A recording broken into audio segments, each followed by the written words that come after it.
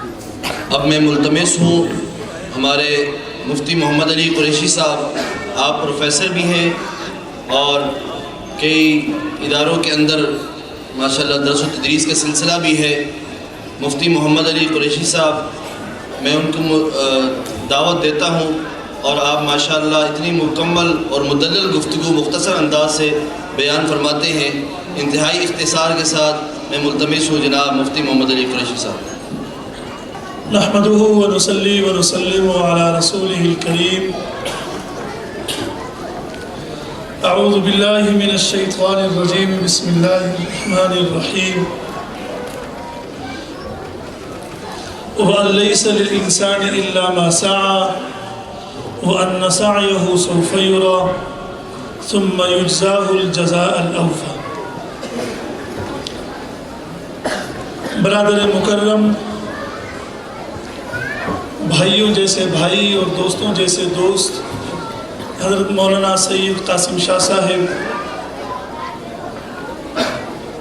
میرے سامنے، مقتدر حضرات علماء اکرام، عزیز طلباء، ان بچوں کے والدین اور معتمرہ موقرہ ماؤں اور بہنوں،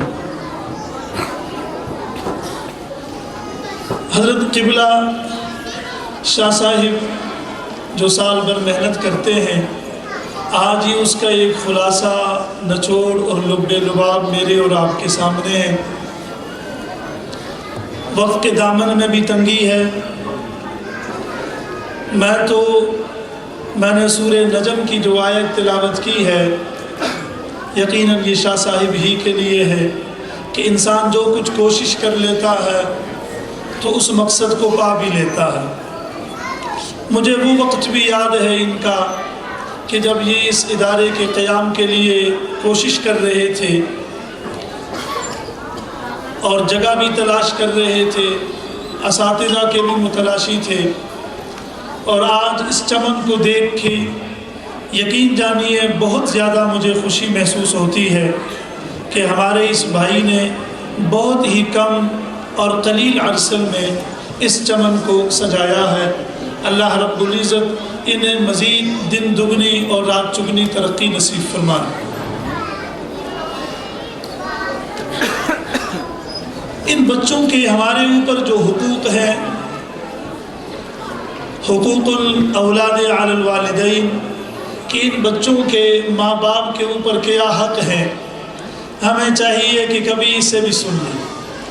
عام طور پر منبر و محراب سے میں اور آپ اس بات کو تو ضرور سنتے ہیں کہ ماں باپ کے کیا حقوق ہیں اولاد پر، لیکن کبھی یہ جو تصویر کا مد مقابل رخ ہے، اس پر بھی آپ حضرات توجہ دیں کہ ان بچوں کے حقوق ہمارے اوپر کیا ہے۔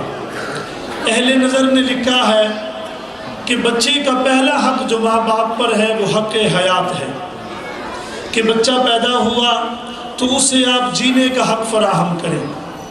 قرآن مجید نے اس بات کی طرف اشارہ کیا ہے، وَلَا تَقْتُلُوا أَوْلَادَكُمْ خَشْيَةَ إِمْلَاقٍ۔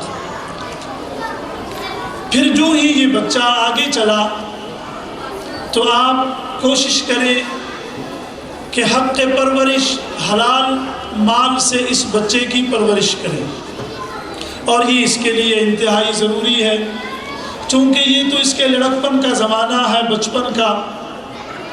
آپ جو کچھ بھی اس سے کھلائیں گے، مستقبل میں وہ اثرات اور وہ نتائج آپ کے سامنے آئیں گے۔ تو بچے کا جو دوسرا حق ہے ماں باپ کے اوپر، حق حیات کے بعد وہ حق پرورش ہے، اور اس بچے کا جو تیسرا حق ہے ماں باپ کے اوپر، وہ تعلیم اور تربیت کا ہے۔ تو میں آپ حضرات کو داد دیتا ہوں کہ آپ نے ایک ایسے ادارے کا انتخاب کیا ہے اپنے ان بچوں کے لیے جہاں دینی اور عصری دونوں تعلیم کا حسین امتزاج موجود ہے، اور اس بچے کا چوتھا حق ہمارے اوپر وہ حق نکاح ہے کہ جب یہ بچہ جوان ہو جائے تو یقیناً ماں باپ اس کے لیے بےتاب رہتے ہیں کہ ہمیں اچھا رشتہ مل جائے۔ تو اس بچے کا یا اس بچی کا چوتھا حق ماں باپ کے اوپر وہ حق نکاح ہے۔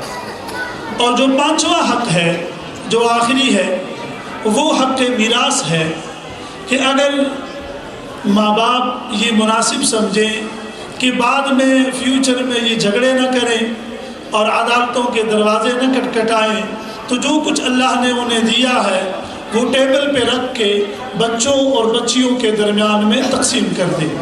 تو میں نے آپ حضرات سے یہ گزارش کی کہ ان بچوں کے حقوق ماں باپ کے اوپر پہلا حق حیات ہے، اور جو دوسرا حق ہے وہ حق پرورش ہے، اور جو تیسرا حق ہے وہ حق تعلیم اور تربیت ہے، اور جو چوتھا حق ہے وہ حق نکاح ہے، اور جو پانچواں ہے وہ حق میراث ہے۔ اللہ رب العزت ہمارے اس مل بیٹھنے کو قبول و منظور فرمائے۔ فقط ہا ہونا تم من الکلام علی مصطفیٰ الف السلام۔